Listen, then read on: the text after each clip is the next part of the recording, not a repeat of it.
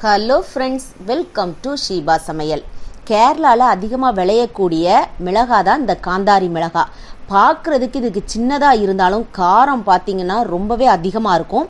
சாதாரணமாக நம்ம பச்சை மிளகாவை ஒரு 5 பயன்படுத்துகிறோம் அப்படின்னா இது 1 பயன்படுத்தினாலே அந்த அளவுக்கு காரம் அதிகமாக இருக்கும். ஆனால் இந்த மிளகாவில் நிறைய மருத்துவ குணங்கள் இருக்குது.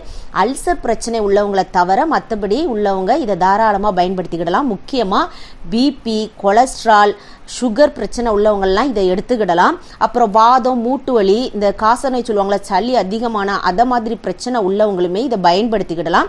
இதை எப்படி யூஸ் பண்ணலான்னு பார்த்தீங்கன்னா, நல்லா கழுவிட்டு தண்ணியை கொஞ்சம் கூட இல்லாமல் நல்லா தொடச்சி எடுத்துட்டு நீங்கள் நல்லா தண்ணியை கொதிக்க வச்சு வினிகர், உப்பு இதெல்லாம் சேர்த்துட்டு இந்த பச்சை மிளகாவை அந்த தண்ணியில் போட்டு நீங்கள் நல்லா ஊற வச்சு ஒரு நாளைக்கு 3 எடுத்து சாப்பிட்டீங்க அப்படின்னா எல்லா நோய்களுமே கட்டுக்குள்ளே வரும். கண்டிப்பாக இதை ட்ரை பண்ணி பாருங்கள். அப்படியே லைக் பண்ணிடுங்க. தேங்க்யூ.